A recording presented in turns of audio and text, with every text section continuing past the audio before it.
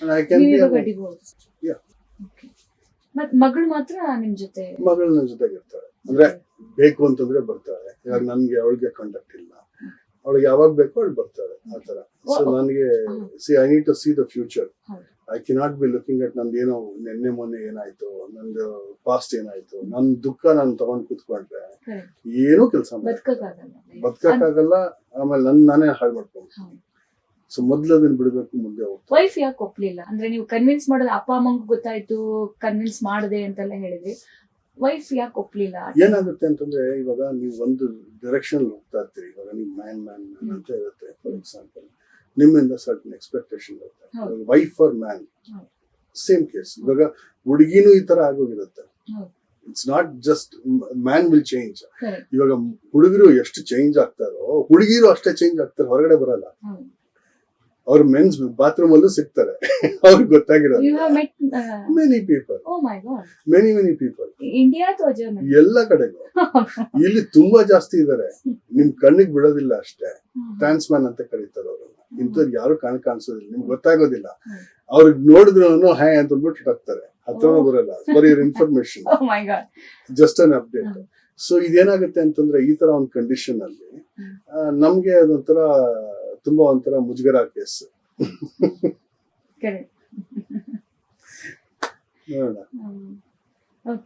ಈಗ ಅಟ್ಲೀಸ್ಟ್ ಮಾತುಕತೆ ಏನಿಲ್ಲ ಸದ್ಯಕ್ಕೆ. ಏನು ಅವ್ಳಿಗೆ ಏನಾಗುತ್ತೆ ಅಂತಂದ್ರೆ, ಸಿ ಐ ಟೆಲ್ ಯು, ಇವಾಗ ಏನಾಗುತ್ತೆ ಅಂತಂದ್ರೆ, ಈಗ ಮುಜುಗರ ಅಂತಂದ್ರೆ ಒಂದು. ಎರಡನೇ ವಿಚಾರ ಬಂದು ಇದು ಸೆನ್ಸ್ ಆಫ್ ಬೆಟ್ರೇಯಲ್. ಈಗ ನೀನ್ ನನಗೆ ಮೋಸ ಮಾಡ್ಬಿಟ್ಟೆ. ಜೀನ್ಸ್, ಜೆಂಡರ್, ಅಗೇನ್ ಇದು ಹಾರ್ಮೋನ್ ರಿಲೇಟೆಡ್. ನಾನು ಹೇಳಿದ್ನಲ್ಲ, ಈ ಹಾರ್ಮೋನ್ ಬದಲಾಗೋಯ್ತಂತೆ, ಚೇಂಜ್ ಆಗ್ಬಿಟ್ರಂತೆ. ಸಿಂಪಲ್. ಅದೇ ತರನೇ ಇದು ಸ್ಟೋರಿ. ಇದಕ್ ನಾನೇನು ಮಾಡಕ್ಕಾಗಲ್ಲ. ನೀನ್ ಚೇಂಜ್ ಆಗ್ಬೇಕಾಗಿದ್ರೆ ನಾನು ಯಾಕೆ ಕೊಂದ್ರೆ ಅದೇ 23 ವರ್ಷ ಆದ್ಮೇಲೆ ಕೇಳ್ಬೇಕಾ? 1 ವರ್ಷ 2 ವರ್ಷ ಗೊತ್ತಾಗೋಗಿರೋದು. ಇಷ್ಟು ವರ್ಷ ಹೊರಗಡೆ ತಿರುಗಿದ್ಮೇಲೆ, ಇಷ್ಟು ವರ್ಷ ಆಗಿದ್ಮೇಲೆ, ಇಷ್ಟು ವರ್ಷ ಬಾಳ್ವೆ ಮಾಡಿದ್ಮೇಲೆ, ಒಳ್ಳೆ ಬಾಳ್ವೆ ಮಾಡಿದ್ಮೇಲೆ, ಎಲ್ರಿಗೂ ಮಾದರಿ ಆಗಿದ್ದಾಗ, ಅದೇ ಪ್ರಸಾದನೇ ಇವತ್ತು ಬದುಕಿರೋದು. ಹಳೆ ಪ್ರಸಾದನೇ ಇವತ್ತು ಬದುಕಿರೋದು. Prasad is constant. Only Srinivas Anita has happened. But are you in a position to accept it? Because ಇಲ್ಲಿ ಏನಾಗುತ್ತೆ ಅಂತಂದ್ರೆ, ನೀನ್ ಬೆಟ್ರೆ ಅಲ್ಲ. You promise me, you want to do this. ನೀನ್ ಅದ್ ಮಾಡದೇ ಇಲ್ಲ, ನೀನ್ ನನ್ಗೆ ಇದಿಷ್ಟ ಇಲ್ಲ. ವಯಸ್ಸಾಗಿದೆ, we have no other attractions. But still ಈ ತರ ಒಂದು ಕಂಡೀಷನ್ ಬಂದಾಗ ನನಗೆ ಅದಕ್ಕೆ ಆನ್ಸರ್ ಕೊಡಕ್ಕಾಗಲ್ಲ. When I was always respecting her, ನಿನ್ ಸಂತೋಷ ನನ್ ಸಂತೋಷ ಅಂತ ಹೇಳಿದಾಗ, ನಾನು ಯಾವ್ದೇ ಕಾರಣಕ್ಕೂ ನೀನ್ ಇರಮ್ಮ ಅಂತ ಹೇಳಕ್ಕಾಗಲ್ಲ. ನಿಮ್ಗೇನ್ ಬೇಕೋ ಅದನ್ನ ಮಾಡು. ನೀನ್ ಹೊಡಿತ್ಯಾ ಹೊಡಿ, ಬಡಿತ್ಯಾ ಬಡಿ. So this is was. ಒಂದ್ ಕಡೆ ತಿರುಗಿ ಸೈಟ್ ಹೊಡಿದ್ವಿ ನಾನು. ಎಲ್ಲ ಆಗಿತ್ತು, ಎಲ್ಲವೂ ಆಗಿತ್ತು. ಯಾಕಂದ್ರೆ she couldn't control and I can see ಹರ್.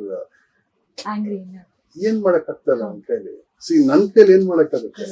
ಒಂದ್ ಕಡೆಯಿಂದ ನಾನು ಆಯ್ತಪ್ಪ, ನಾನು ಬದುಕ್ಬೇಕಾ ಬೇಡವಾ? ಬದುಕ್ಬೇಡ ಅಂತಂದ್ರೆ you do whatever you want. Right, that's a different story. ಸಾಯಕ್ಕೂ ಹೋಗಿದ್ದೆ, ಈ ತರ ಎಲ್ಲ ಆಯ್ತು. ಪಕ್ಕದ ಮನೆ ಕರ್ಕೊಂಡ್ಬಂದು, ಇಲ್ಲ ಮನೇಲಿ ಇರಬಾರ್ದು, ಹೋಗು ಅಂತೆಲ್ಲ, ಏನು ಈ ತರ ಎಲ್ಲ ಒಂದು ಸ್ಟೋರೀಸ್ ಆಯ್ತು. ಸೊ ಅದೆಲ್ಲ ಆಗಿದ್ಮೇಲೆ ನನಗೂ ಬೇಜಾರಾಯ್ತು. ಸರಿ, ನಾನು ಇನ್ನು ಹೊಸ ಲೈಫ್ ಯಾವ ತರ ಕಟ್ಕೋಬೇಕು, ಒಂದು 6 ವಾರ ಕೂತ್ಕೊಂಡು ಯೋಚನೆ ಮಾಡಿದೆ. ಬಾಗ್ಲಾಕೊಂಡು ನೀಟಾಗಿ this is my future is going to be ready ಮಾಡಿದೆ. ಇಲ್ಲಿ ಬಂದೆ. ಇಲ್ಲಿ I can trust government of India ಅಂತಿತ್ತು. ಇಲ್ಲಿ ನೋಡಿ ಯಾವ್ದೋ ಟ್ರಾನ್ಸ್ಜೆಂಡರ್ ಹಿಡ್ಕೊಂಡ್ಬಂದಿದ್ದಾರೆ. ನಮ್ ಸರ್ವೈವಲ್ ಕ್ವಶನ್ ಅಗೇನ್. ಬಟ್ ನಾವು ಕೆಲಸ ಮಾಡೋದು ಮಾಡ್ತಾ ಇದ್ವಿ. We are on the ground, we are in innovation, we are in research, we are in development, uplifting people. 600 ಜನ ವಿಮೆನ್ ಟ್ರಾನ್ಸ್ ವುಮೆನ್ ನಾವು ಎತ್ತಿದೀವಿ ಆಲ್ರೆಡಿ. ಈಗ ಅದರಿಂದ ಬರ್ತಕ್ಕಂಥ ಶ್ರೀಜನ ಒಂದು ಬ್ರ್ಯಾಂಡ್ ಮಾಡಿದೀವಿ. ಈ ತರ ಎಲ್ಲ ಕೆಲಸ ನಡೆದಿದೆ. ಸಡನ್ಲಿ ಇಂಥದ್ದೆಲ್ಲ ಶಾಕ್ ಬರ್ತಾ ಇದ್ದಾಗ ನಾವು we are ready for the dynamics. ಯಾಕಂದ್ರೆ ಮುಂಚಿಂದಾನು ಇದಕ್ಕೊಂದು ಟ್ಯೂನ್ ಆಗಿ ಬಂದಿರೋದ್ರಿಂದ, ಈ ಡೈನಾಮಿಕ್ಸ್ ಅಲ್ಲಿ ಇರೋದ್ರಿಂದ, ಓಕೆ ಆಯ್ತಪ್ಪ, ನಾನು ಸರ್ವೈವಲ್ ಈಗ ನಾನು ಎದ್ದೇಳ್ಬೇಕು, ನಾನು ಶುರು ಮಾಡ್ಬೇಕು. That's what I am also doing. So ನೀವು ಸಪರೇಟ್ ಆದಾಗ ಅವ್ರು ಜರ್ಮನಿಲಿ ಇರ್ತೀನಿ, ನೀವು ಇಂಡಿಯಾಗೆ ಬರ್ತೀನಿ ಅಂತ ಬಂದ್ರು. ಕರೆಕ್ಟ್. ನೀವು ಮನೆ ಬಿಟ್ಟು ಹೋಗು, you can go some elsewhere, you can start living some elsewhere ಅಂದ್ರೆ. ನಾನು ಇಲ್ಲ, ನಾನು ಇಲ್ಲಿ ಸಮ್ ಎಲ್ಸ್ವೇರ್, ನನಗೆ ಐ ಡಿಂಟ್ ಲೈಕ್ ದಟ್. ಯಾಕಂದ್ರೆ ಕಾರ್ನರ್ ರೆಸ್ಟೋರೆಂಟ್ ಅಥವಾ ಆ ಒಂದು ಗಲ್ಲಿಗಳು, ಹ್ಮ್. ನಾನು ಅವರು ಎಲ್ಲ ಓಡಾಡಿರ್ತಕ್ಕಂಥದ್ದು. ಆಮೇಲೆ ಏನಾಗುತ್ತೆ, ಅಲ್ಲಿ Germany is very silent, hmm. Very isolated place. ಅಲ್ಲಿ ಏನಾಗುತ್ತೆ, ಯಾರು ಮಾತಾಡ್ಸಿದಿಲ್ಲ. ಹ್ಮ್. ಅಲ್ಲಿ ಏನಾಗುತ್ತೆ, ಸಡನ್ ಆಗಿ ಇವೆಲ್ಲವೂ ಏನಾಗುತ್ತೆ, ನನಗೆ ಮೆಂಟಲ್ ಇಶ್ಯೂಸ್ ಕ್ರಿಯೇಟ್ ಮಾಡೋಂಥ ಸಾಧ್ಯತೆಗಳಿರ್ತಾ ಇತ್ತು. ಸೊ ಇದೆಲ್ಲ ಯೋಚನೆ ಮಾಡಿ ಒಂದು 4 ದಿನ ಇದ್ದೆ ಹೊರಗೆ. ಆಮೇಲೆ ಇದನ್ನೇ ಗೋ ಟು ಇಂಡಿಯಾ. ಸೊ ನಾನು ಇಂಡಿಯಾಗೆ ಬರೋದಕ್ಕೆ ಮುಂಚೆ ಒಂದು ಫೋನ್ ಕಾಲ್ ಆಯ್ತು, ಅವ್ರ ಕಸಿನ್ ಜೊತೆಗೆ ಮಾತಾಡಿದೆ ಫೋನ್ನಲ್ಲಿ. ಇವಾಗಲೂ ಕರಿ ಬಂದ್ಬಿಡ್ತೀನಿ ಮನೆಗೆ ಅಂದೆ. ಎಲ್ಲ ಬಿಸಾಕ್ಬಿಟ್ಟು ಫ್ಲೈಟ್ ಟಿಕೆಟ್ ಹೊರದಾಕಿ ಬಂದ್ಬಿಡ್ತೀನಿ ಕರಿ ಅಂದೆ. ಇಲ್ಲ, ಇವ್ರು ಕಂಟಿನ್ಯೂಯಿಂಗ್ ಟು ಇಂಡಿಯಾ ಗೋ ಅಂತಿದ್ರು. ಸರಿ, that's it. ಶ್ರೀನಿವಾಸ್ ಪ್ರಸಾದ್ ಈ ಅನಿತಾ ಅವ್ರಿಗಿಂತ ಮುಂಚೆ ಒಟ್ಟು ಎಷ್ಟು ಸಂಭಾವನೆ ಆಸ್ತಿ ಮಾಡಿದ್ರು? ಇತ್ತು, ಕ್ರೋರ್ಸ್ ಅಲ್ಲೇ ಜಾಸ್ತಿ ಇತ್ತು. ಇಟ್ಸ್ ನಾಟ್ ನಮ್ಮ ಕಂಪ್ನಿ ಮಾಡಿದಾಗ್ಲೂ ಅಷ್ಟೇ. ನಾವು ಹೋದಾಗ್ಲೂ ಇಲ್ಲಿಂದಾನು ಒಂದು 7-8 ವರ್ಷ ಕೆಲಸ ಮಾಡಿದ್ದು. ಗ್ರೀನ್ ಕಾರ್ಡ್ ನಿಮ್ದು? ಗ್ರೀನ್ ಕಾರ್ಡ್ ಅಂದ್ರೆ ಅದು ಪರ್ಮನೆಂಟ್ Permanent. ತಗೊಳ್ತಾರೆ. ಅಲ್ಲಿ ನೀಡಲ್ ಆಫೀಸ್ ಅಂತ ಕರೀತಾರೆ ಜರ್ಮನ್ ಅಲ್ಲಿ. ಹಾ. So it's nothing but permanent residency. Green card ಅಂತ ಇತ್ತು ಆ ಸಿಸ್ಟಮ್. ಆಮೇಲೆ ಅದೆಲ್ಲ ಚೇಂಜ್ ಆಗ್ತಾ ಬಂತು, ಬೇರೆ ಬೇರೆ ಏನೊಂದು ಹೆಸರು ಇರ್ತಾ ಬಂದ್ರು. ಎಲ್ಲರಿಗೂ ಒಂದು ಕಾರ್ಡ್ ಕೊಡ್ತಾ ಇದ್ರು. ಸೊ ಆತರ ಒಂದು ಸಿಸ್ಟಮ್ ಮುಂಚೆ ಪಾಸ್ಪೋರ್ಟ್ ಎಲ್ಲ ಅಂಟಿಸ್ತಾ ಇತ್ತು. ಅಂಟಿಸ್ಬಿಟ್ಟು ಅದೇ ಪಾಸ್ಪೋರ್ಟ್ ಎಲ್ಲ ಕಡೆ ತೋರಿಸಿ ಹೋಗ್ಬೇಕಾಗಿತ್ತು. ಆ ಪಾಸ್ಪೋರ್ಟ್ ನಾವು ಓಡಾಡ್ತಾ ಇದ್ದಂತ ಒಂದು ಏಟ್ಗೆ ಬೆಳಗ್ಗೆ ಒಂದು ದೇಶ, ಮಧ್ಯಾಹ್ನ ಒಂದು ದೇಶ, ರಾತ್ರಿ ಒಂದು ದೇಶ.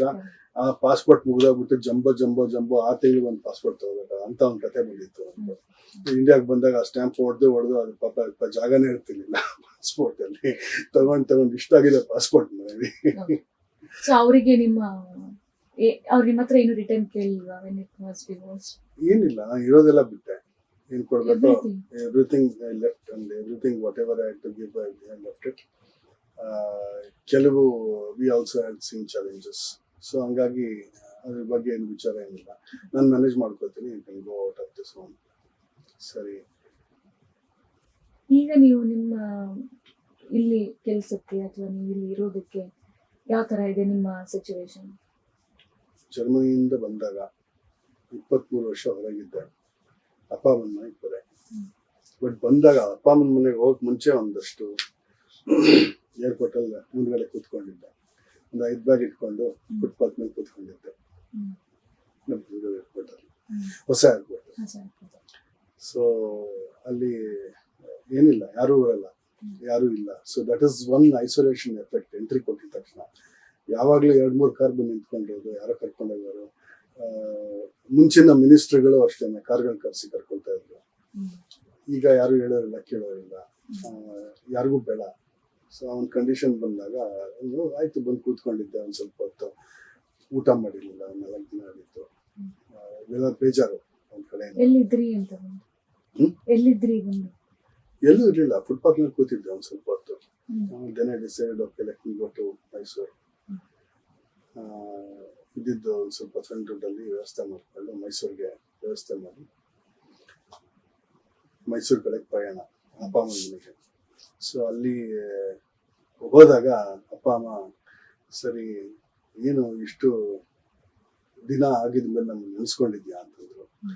ತುಂಬಾ ಒಂಥರ ಸೆಂಟಿಮೆಂಟಲ್ ಟಾಪಿಕ್ ಅದು. ಏನು ಮಾಡೋಕ್ಕಾಗಲಿಲ್ಲ, ಥರ ಹಿಂಗಾಗಿದೆ. ಸರಿ, ನಮ್ಮಮ್ಮ ಬಗಳ ನಿಲ್ಸ್ಕೊಂಡು ಮೂತಿ ನೋಡಿದ ತಕ್ಷಣ ಗೊತ್ತಾಗಿತ್ತು ಅವ್ರಿಗೆ. ಅಲ್ಲ, ಅದು ಒಂದು ಚೇಂಜ್, ಇನ್ನೊಂದು ಗೊತ್ತಿತ್ತಲ್ಲ ಅವ್ರಿಗೆ ಚೇಂಜ್ ಆಗಿದೆ, ಇದೆಲ್ಲ ಆಗಿದೆ ಸಬ್ಜೆಕ್ಟ್ಸ್. ದೆನ್ ಊಟ ಮಾಡಿದ್ಯಾ ಫಸ್ಟ್ ನಿನ್ ಫೇವ್ರೇಟ್ ಉಪ್ಪಿಟ್ಟು ಮಾಡಿದ್ದೀನಿ, ತಿನ್ನು ಬಾ ಒಳಗಡೆ ಅಂತ. This is the entry back into India. ಒಂಥರ ತಲೆ ಕೆಟ್ಟೋಗುವಂತ ವಿಚಾರ. ಅಪ್ಪ ಅಮ್ಮ ಅನ್ನೋದು ಅದಕ್ಕೇನೆ. ಅದನ್ನ ಇವಾಗ ಹೇಳಿದ್ರೆ ನೀವು ಅಮ್ಮ ಅಂತ ಅಮ್ಮ ನೋಡಿ, ಇಂಥ ಅಮ್ಮ ನೋಡಿ. ಯಾವಾಗ ನೋಡಿದ್ರು ನಾನು ಬರಕ್ ಮುಂಚೆ ಬಾಗಿಲು ತೆಗೆದು ನಿಂತ್ಕೋತಾರೆ. ಈ ಒಂದು ಸಿನಿಮಾದಲ್ಲಿ ತೋರಿಸ್ತಾ ಇರಲ್ಲ ಆತರ. ಅದ್ ಹೆಂಗ್ ಗೊತ್ತಾಗುತ್ತೆ ಅಂತ ನಮ್ಗೆ ಗೊತ್ತಿಲ್ಲ. ಆ ಲೆವೆಲ್ಗೆ ಒಂದು ಕನೆಕ್ಷನ್, ಆ ಲೆವೆಲ್ಗೆ ಒಂದು ಪ್ರೀತಿ ಅವರಿಗೆ. ಸೊ ವಿಚಾರ ಆತರ ಎಲ್ಲ ಮಾಡಿದ್ದಾರೆ. ಏನೋ ಯಾರು ಕಂಡು ಕಾಣದೇ ಇರುವಂತ ಸಾಧನೆಗಳು ಮಾಡಿದ್ದಾರೆ ಅವ್ರದ್ದು. ಆತರ ಅವ್ರಿಗೆ ಆಗದೆ ಆಗುತ್ತಾ ಬಿಡುತ್ತೋ, ಓಲ್ಡ್ ಏಜ್ ಅಲ್ಲಿ ಇದ್ದಾರೆ. They are supporting. Old age ಅಂದ್ರೆ ನಿಮ್ ಜೊತೆ? They are more than 70s 80s. ಅಲ್ಲ, ನಿಮ್ ಜೊತೆಗೆ? ನನ್ನ ಜೊತೆಗೆ ಇದ್ದಾರೆ, ಓಲ್ಡ್ ಏಜ್ ಅಲ್ಲಿ ಇದ್ದಾರೆ. ಇಲ್ಲ ಇಲ್ಲ, ಅವ್ರು ಒಪ್ಕೊಂಡ್ರ ಇನ್ನ? ಅವರು ಒಪ್ಕೊಳ್ಳಿಕ್ಕೆ ಫಸ್ಟ್ ಕಷ್ಟ ಆಯ್ತು, ಇವತ್ತಿಗೂ ಒಪ್ಕೊಳ್ಳಲ್ಲ ಅವರು. Okay. ನಿಮ್ಮನ್ನ ಏನಂತ ಅನಿತಾ ಅಂತ ಕರೀತಾರ? ಇಲ್ಲ, ಹ್ಮ್. ಪ್ರಸಾದ್ ಅಂತಾನೆ ಕರೀತಾರೆ. ಪ್ರಸಾದ್.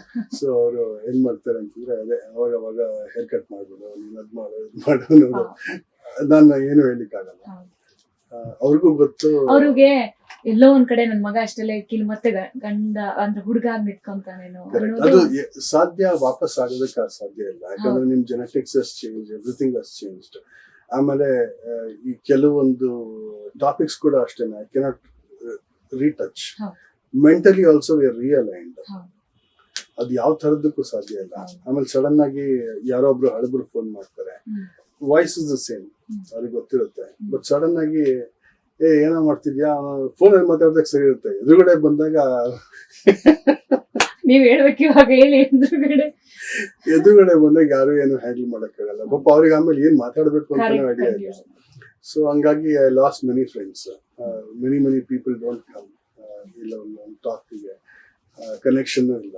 ಸೊ ಹಂಗಾಗಿ ಏನಾಗುತ್ತೆ, ಈ ಸಾಧನೆ ಮಾಡ್ಬೇಕು ಅಂತ ಹೊರಟಾಗ ಮೌಂಟ್ ಎವರೆಸ್ಟ್ ಇರೋದು ಒಂದೇ ಒಂದು.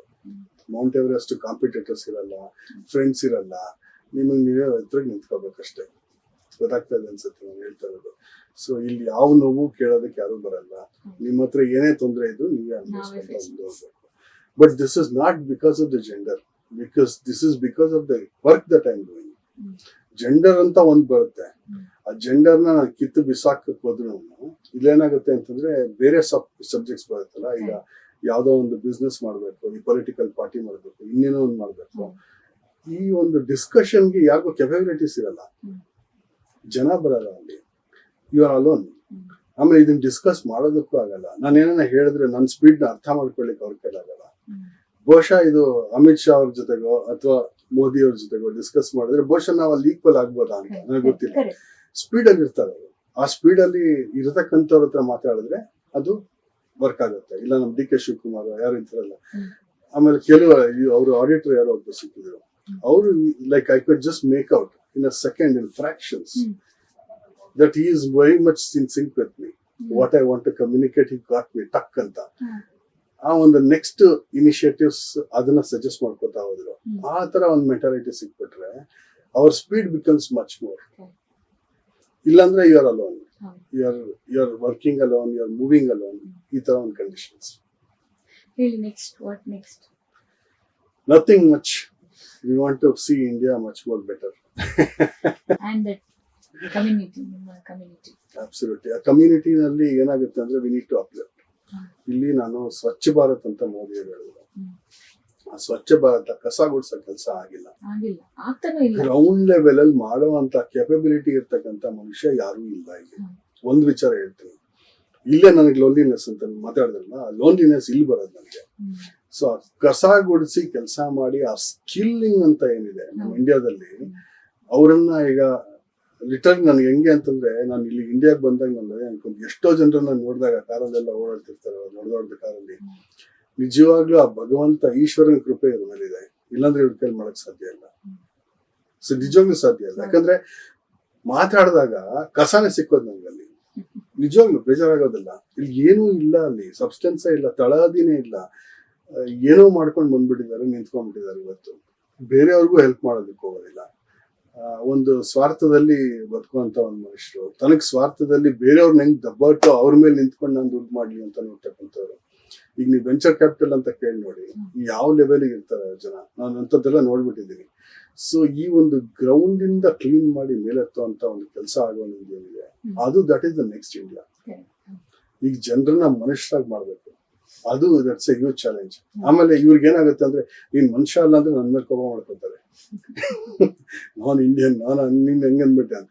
ಅದಕ್ಕೆ ಡೈರೆಕ್ಟ್ ಆಗಿ ಹೇಳಕ್ಕಾಗಲ್ಲ. ಈ ಚಿತ್ರ ನೀವು ಕಲ್ತ್ಕೊಳ್ಳಿ ಅಪ್ಪ, ನೀವು ಇದನ್ನೆಲ್ಲ ಮಾಡಿದ್ರೆ ನಿಮ್ಗೆ ಇದು ಅನುಕೂಲ ಆಗುತ್ತೆ ಅಂತ ಹೇಳ್ಬೋದು ಹೊರತು ಬೇರೆ ಏನ್ ಹೇಳಕ್ ಆಗೋದಿಲ್ಲ. ನಾವು ಸೀದಾ ಹೇಳಿದ್ರೆ ನಿಮ್ ಬುದ್ಧಿ ಇಲ್ಲ ರೀ ಅಂತಂದ್ರೆ ನಮ್ಗೆ ಕಷ್ಟ ಆಗುತ್ತೆ. ಸ್ವಚ್ಛ ಭಾರತ್ ಬದಲು ಸ್ವಚ್ಛ ಮನುಷ್ಯ ಅಂತ, ಸ್ವಚ್ಛ ಮನುಷ್ಯ ಅಂತಾನೆ ಮಾಡ್ಬೋದು ನಾವು. ಕರೆಕ್ಟ್, ನೀವು ಅಬ್ಸಲ್ಯೂಟ್ಲಿ ರೈಟ್. ಅಬ್ಸಲ್ಯೂಟ್ಲಿ ಇದು ಬಹಳ ಇಂಪಾರ್ಟೆಂಟ್ ಆಗುತ್ತೆ ನಮ್ಗೆ.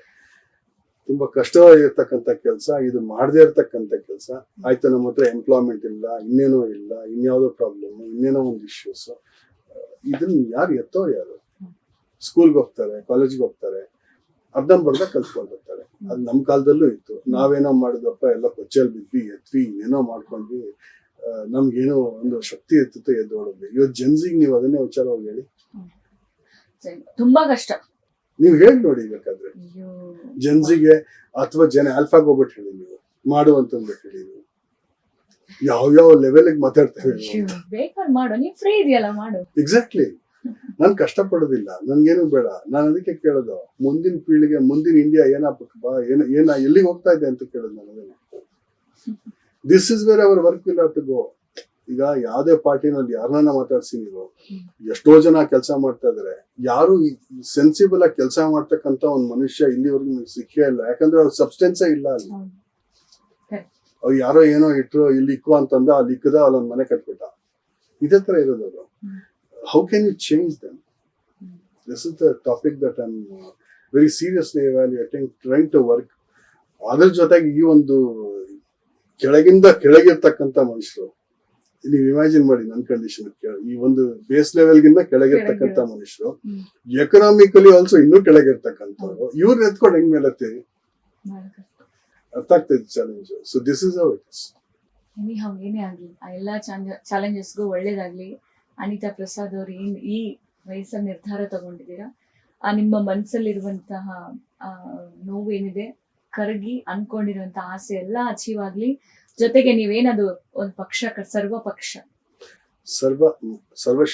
ಸರ್ವಶಕ್ತ ಮಾನವ ಪಾರ್ಟಿ, ಆ ಪಾರ್ಟಿಗೆ ಇನ್ನಷ್ಟು ಜನರು ಸೇರಿ ಇನ್ನಷ್ಟು ಬೆಂಬಲ ನಿಮಗೆ ಸಿಗ್ಲಿ. ಹೋಪ್ ನಿಮ್ಮ ಕಮ್ಯುನಿಟಿಗೆ ನಿಮ್ಮಿಂದಲೇ ಸಪೋರ್ಟ್ ಸಿಗುವಾಗಲಿ. ಅಂಡ್ ಅದೊಂದು ಜಸ್ಟಿಸ್ ಅಟ್ಲೀಸ್ಟ್ ಯಾರು ಕೊಡ್ತಾರೋ ಬಿಡ್ತಾರೋ ಆ ಪಕ್ಷದಿಂದ ಜಸ್ಟಿಸ್ ಆ ಕಮ್ಯುನಿಟಿಗೆ ಸಿಗುವಾಗಲಿ. ಎಲ್ಲರನ್ನ ಗುರುತಿಸುವ ಹಾಗೆ ನಿಮ್ಮನ್ನು ಗುರುತಿಸುವಾಗಲಿ. Thank you. ನಾವು ದೇಶ ಉದ್ಧಾರ ಆದ್ರೆ ಸಾಕು, ನಮ್ಗೆ ಯಾವ ಪಾರ್ಟಿ ಯಾವ ಪೊಲಿಟಿಷಿಯನ್ ಆಗ್ಬೇಕಾಗಿಲ್ಲ, ಆಗೋದು ಇಲ್ಲ. ಅಟ್ಲೀಸ್ಟ್ ಈ ದೇಶ ಉದ್ಧಾರ ಆಗಿ ಜನ ಒಂದ್ ಕಂಡೀಷನ್ ಇದ್ರೆ ಸರ್ವೇ ಜನ ಸುಖಿನ ಭವಂತು ಅಷ್ಟೇನೆ, ಸಮಸ್ತ ಕಲ್ಯಾಣ ಭವಂತು ಅಷ್ಟೇ. ಇಲ್ಲ, ನಾವು ಅದನ್ನೇ ಆಂಟಿಸಿಪೇಟ್ ಮಾಡೋದು. ಅವರೆಲ್ಲ ಚೆನ್ನಾಗಿದ್ರೆ ನಾವು ಸುಖವಾಗಿರ್ತೀವಿ, ಇಲ್ಲ ಅಂತಂದ್ರೆ ನಾವು ಸಫರಿಂಗ್ ಮಾಡ್ತಿರ್ತೀವಿ. ಅವ್ರಿಗೆ ಒಳ್ಳೆ ಬುದ್ಧಿ ಕೊಡಪ್ಪ, ನಮಗೂ ಒಳ್ಳೆ ಸಿಕ್ಕತ್ತೆ.